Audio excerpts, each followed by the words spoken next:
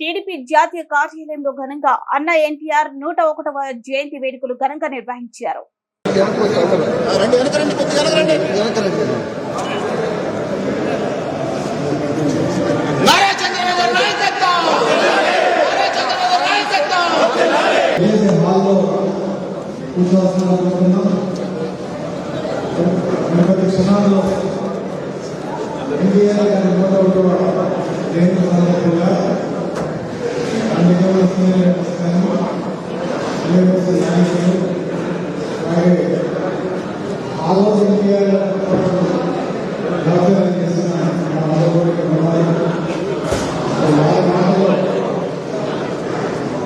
Party గురించి కానీ ఈరోజు మనం ఉన్న ఈ సాంఘిక అభివృద్ధిలో తెలుగుదేశం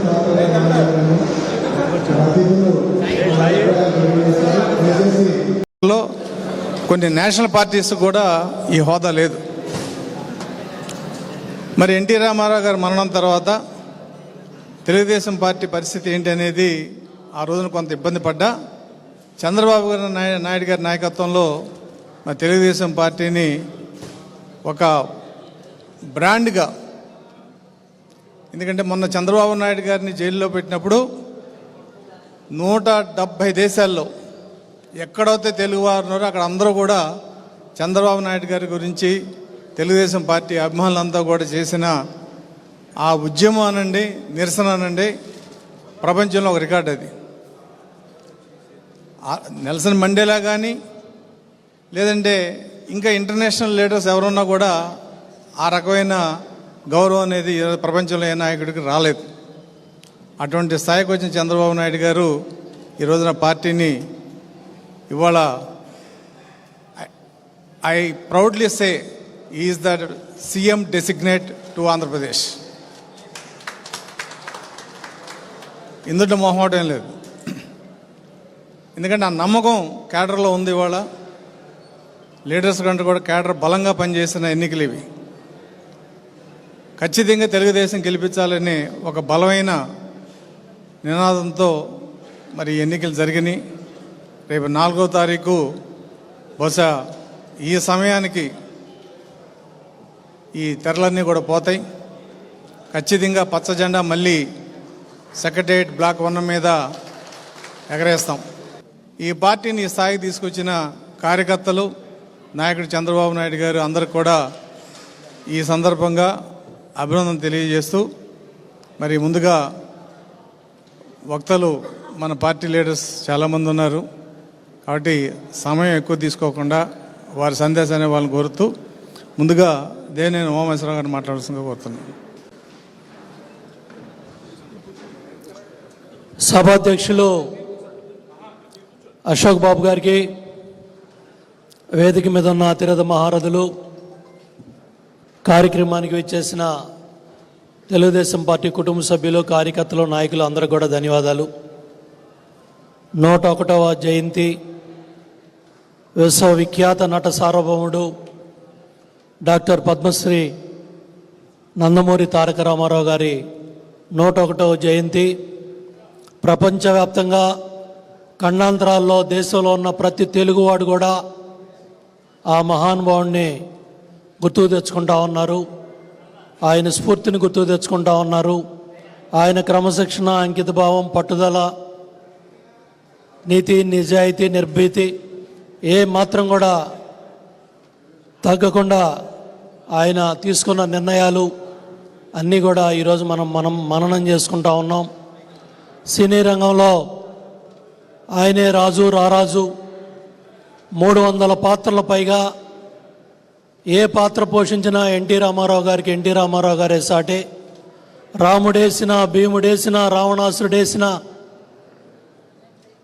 రామారావు గారిని ఆ పాత్రల్లో అటు సాంఘికం కావచ్చు, పౌరాణికం కావచ్చు, జానపదం కావచ్చు, ఏ పాత్రకు ఆ పాత్రే ఆయన సాటి, పోటీ.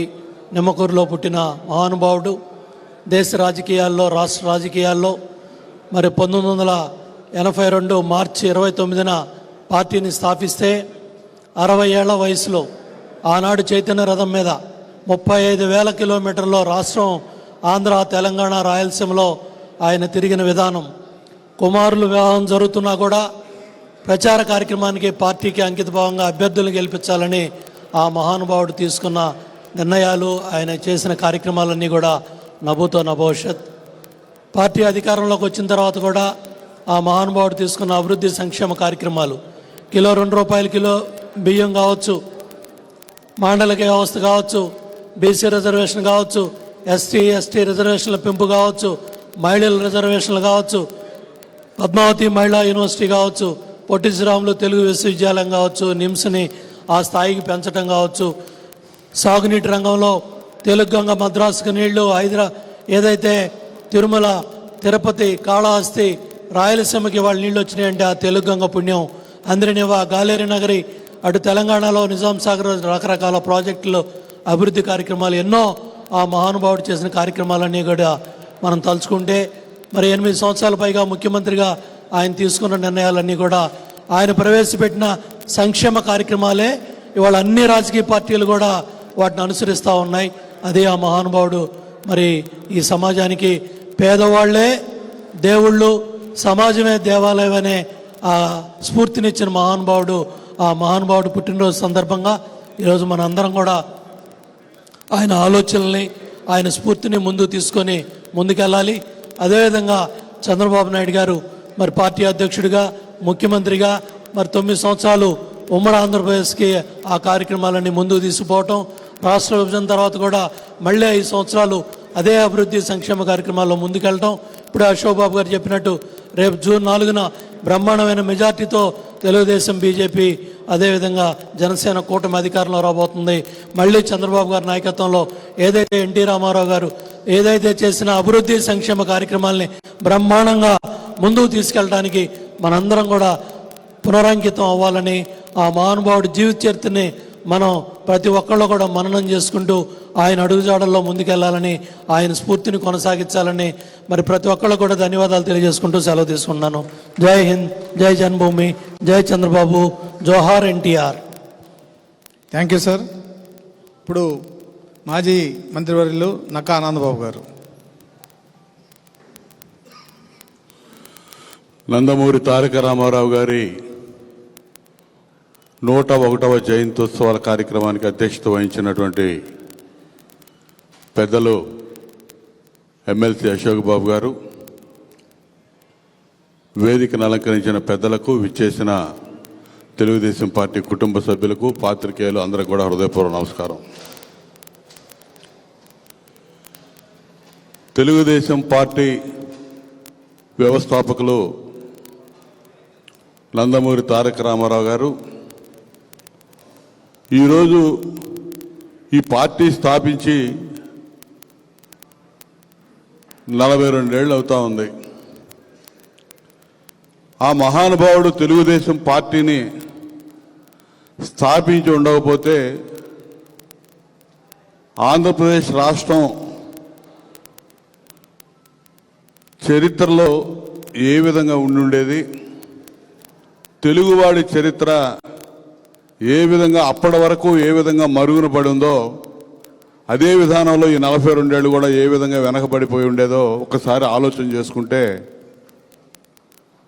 చాలా ఆశ్చర్యం, బాధ కూడా కలిగిద్ది. చాలా సంతోషం కలిగిద్ది. ఈ పార్టీని స్థాపించి ఎన్టీ రామారావు గారు ఈ జాతీయ ఔన్నత్యాన్ని దశ దిశలా చాటి చెప్పిన మహానుభావుడు ఎన్టీ రామారావు గారిని స్ఫురణకు తెచ్చుకోకుండా ఎవరు కూడా ఉండలేని పరిస్థితులు ఈరోజు నెలకొని ఉన్నాయి.